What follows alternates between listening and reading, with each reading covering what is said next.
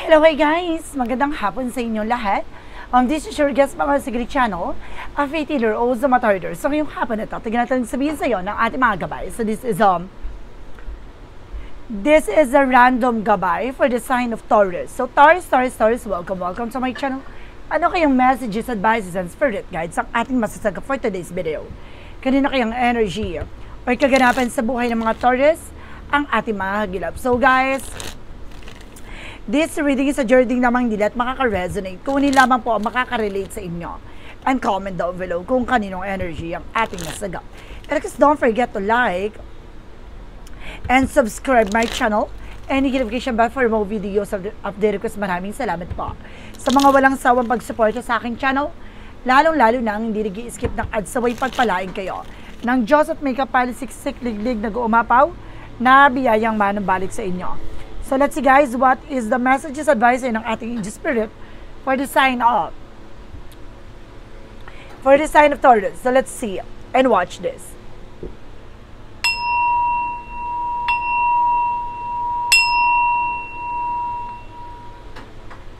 Ano kaya kaganapan sa buhay ng mga Taurus signs ang ating mga gilap? So guys, tuklasin at bubulabugin natin. Angel spirit, please give information po.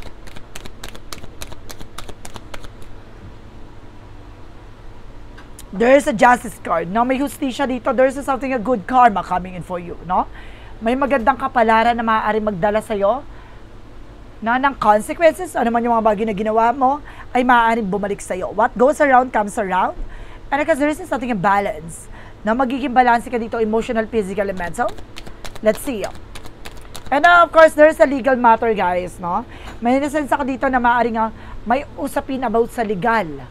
No? Legal matters. There's something, the death card. There's something ending and new beginning. Na maaaring may mga bagay na wakasan na, tatapusin na. No, maaaring magkaroon din ng bagong simula. No? Let's see. And there's a Four of Cups. Just to reevaluate, analyze. So may mga bagay na kailangan pag-isipan. No? Hindi ka pwedeng pala desisyon. May nakita ko mga lupain or mga raming puno, no, na maaaring nagre-reference sa akin dito na pamana, no? Meron ako nakitang there's something, a legacy na bahay or either parang inheritance na pamana, no? Maaaring magkakaroon ng legal matters dito about sa hatian, no? Sa inyong mga minanang mga mahal sa buhay na yumao. And because let's see, and there's something, the Empress card for revert, na magkakaroon ka sa something in your beginning. No, a fresh start. Na magkakaroon ka ng bagong simula at panibagong pag-asa dito. No? Maaaring magdala sa iyo ng panibagong simula. There's something in new beginning. And because there's something fertility. Maaaring magbuntis ka. Maaaring gumanda na yung kalusugan mo. What is the messages? And therefore, the lovers. Na meron talaga about sa pag-ibig at pagmamahal. No? Some of you guys magkakaroon ka na ng asawa. Some of you guys magkakaroon ka na ng relasyon. Or some of you guys na meron ditong getting to know each other that brings you a higher level of commitment. Na maaaring kumaga may biglaang eksena. No? What is the initial messages? With a seven of swords, with the snakiness, no, there's a cheating eye on you. No? Malalaman mo, malalantad na dito kung sino yung taong tumatraidor sa inyo. No? Some of you guys, meron ako na sense dito with a third party involved. No? Meron ditong babae na maaaring nakatago, na maaaring ano siya? Kabet? Ganon? Meron ditong kabet. Let's see what is the additional messages. Now, there's a justice card, referencing the ease of wands.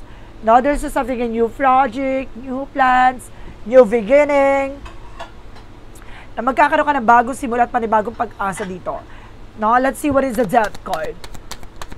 The death card referencing with the sun card. Now, there's something, a pure positive outcome, no? Maaaring may mga bagay na matapos na, mawakasan na maaaring magkaroon ulit ng bagong simula.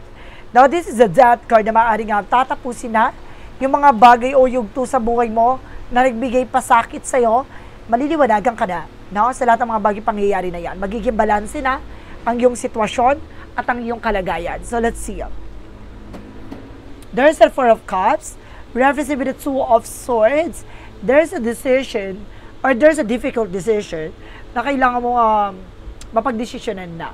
No? Nahihirapan ka na pag-decide, nahihirapan ka pag-evaluate or pag-analyze, nahihirapan ka sa mga desisyon, no, sa lahat ng mga bagay na nangyayari sa'yo, nahihirapan kang tanggapin yung katotohanan, no? May ganun ako nakita dito. Let's see what is the Empress card.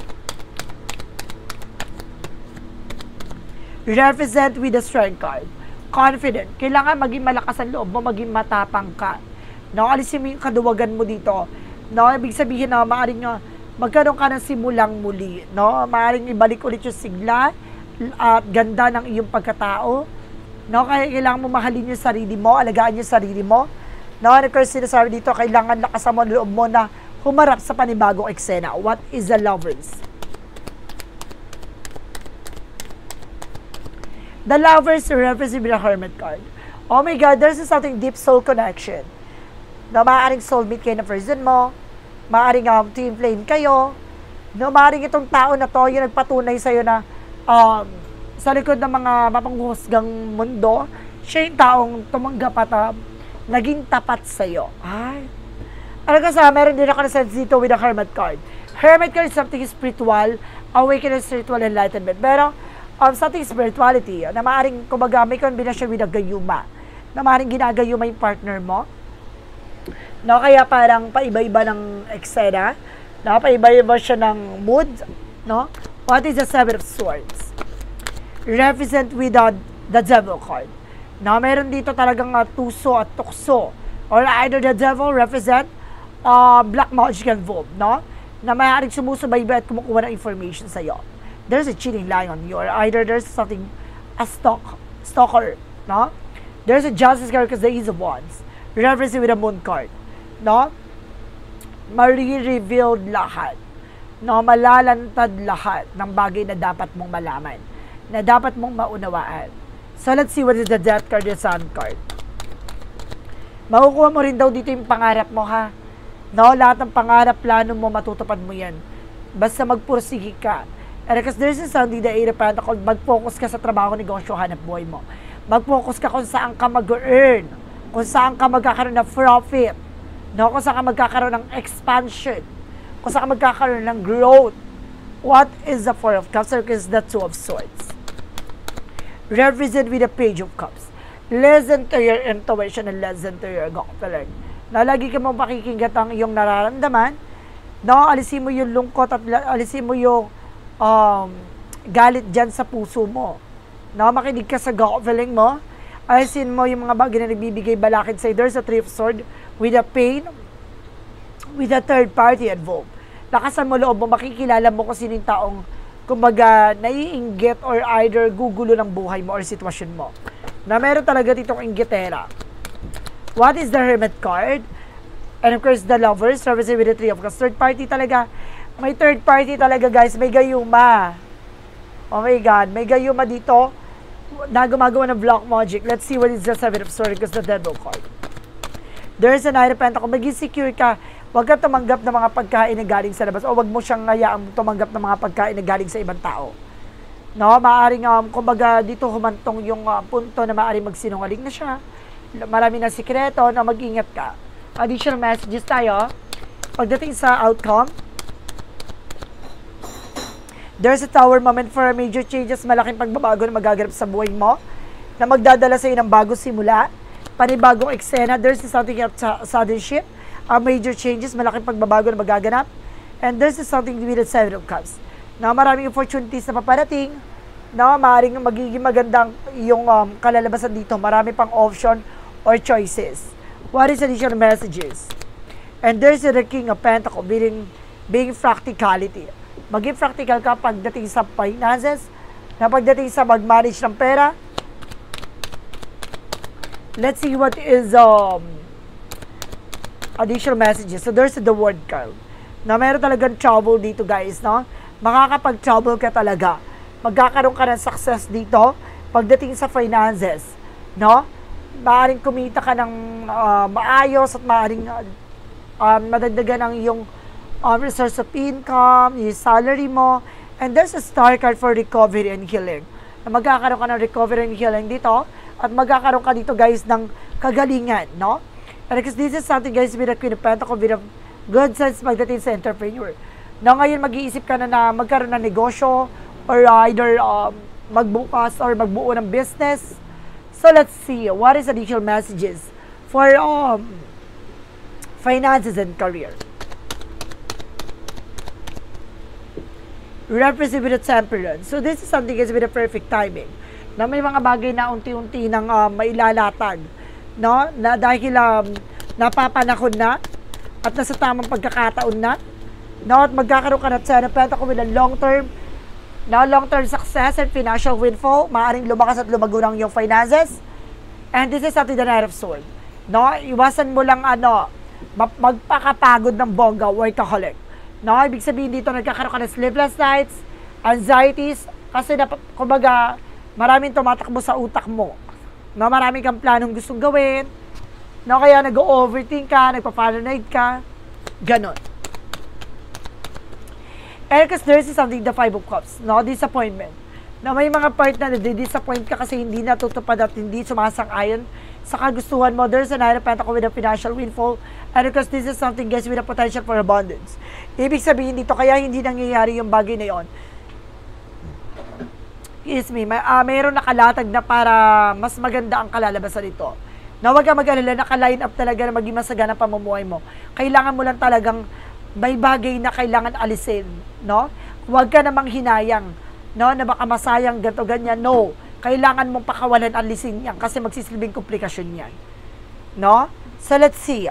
About naman tayo for love life. Sa love life mo, there's a Page of Swords, no? There's something being curiosity, getting to know each other, no? Kilalanin niyo muna isa't isa at aalamin mo yung mga eksena niya. Hindi ka pwedeng sunggab ng sunggab. And there's a Six of Cups. Now, there's a past person coming back. Some of you guys may babalik pa from the past. No, at there's a Knight of Wands for something, a perseverance. No, kailangan mo magtiyaga, no, pagdating sa mga bagay-bagay. No, kumbaga may hinihintay ka talagang bumalik. Now, there's a possible na bumalik na siya. And there's a Three of Pentacles for collaboration. No, magkakaroon ng heart-to-heart conversation or something, unity. Na pagkakasundo, pagkakaroon ng unawaan. What is additional messages? And of course, guys, there is something the Knight of Wands for slowly but surely. Na maging makinahon at maging kalmado kapag dating sa love life. Na huwag ka masyadong aggressive. Let's see what is additional messages. No? Pagdating tayo sa health, sa kalusugan mo. There's a Knight of Swords with the success driven. Magiging maganda ang iyong kalusugan. And kasi sinasabi dito, guys, with the full card, magdasal, no? Humingi ng gabay sa ating angel spirit. Gawin mong sentro ang ating Panginoon. There's a Knight of Cups with an offer. No, marami ka pang matatanggap na biyaya galing sa ating pong may kapal. Kailangan mo lang umiwas sa mga bagay na hindi makakatulong at hindi makakabuti sa kalusugan mo. Na umiwas ka at tumanggap ng mga pagkain na galing sa labas. And because there's something, guys, with a Five of Swords, nagkakaroon sa sabotage kasi may mga bawal dito na sige kang kinain, sige kang nilamon, no? One more card to clarify this reading. And there's an Eight of Wands. So there's a past communication and past movement na magkakaroon din ng changes about sa health mo, magiging maganda rin kalusugan mo. Kailangan mo lang sumunod, no? Sa tumutulong sa'yo or yung gumagabay sa'yo. Now, there's a trouble, guys, no? Mari makakapag-trouble ka talaga. So let's see. What is additional messages with an overall outcome? All areas of your life, alapin natin yan, nagilapin natin yan. And this is the Wheel of Fortune. Ibig sabihin sa lahat ng eksena mo, nakatakdang maganap at nakatandang mangyari yan. No, wala nang ibang makakapigil dyan. There's the Knight of Cups with a wish of heaven. At matutupad talaga yung mga pangarap mo. At magdadala sa Four of Swords. No, makinig ka lang sa intuitions mo, with your guidance, no? And there's a Two of Cups with a partnership. Na magkakaroon ka dito ng partnership, hindi lang siya tungkol sa love life, kundi partnership with business, with your life partner, no? Pagkakaroon ka na pang matagalan dito. Ibig sabihin, ang magiging kalalabasan nito, nasa palad mo na, no? Hindi na mababago pa yan. So, kailangan mo lang talaga makipag-cooperate sa ating angel spirit. And the power of the deck is something Emperor. Maging mature ka at maging grounded ka sa mga desisyon. So, guys, this is a random gabay for the sign of Taurus. And of course, kung gusto mo mapanood ang extended random gabay reading na to, Isa-send ko sa iyo dyan ilalagay ko sa description box, no? Dyan ipapasa ko dyan sa link na yan. Ilalagay ko dyan sa description box yung link para mapanood nyo. Doon nyo makikita lahat ng mga pinaka-messages, advices ng ating angel spirit. And of course, may mga angels number tayo dyan. We have also a messages of life. And of course, clarity for love situation. Dito mo makikita kung ano yung ganap mo pagdating sa buhay pag-ibig. And because there's something what lies beneath with the hidden future, yung mga bagay na nakatago sa hinaharap mo, sa kinabukasan mo.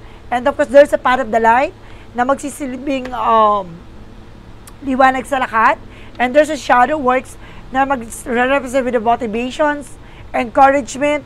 And of course, ito yung pinaka-favorite ng ating mga viewers, ang yes or no pick a card.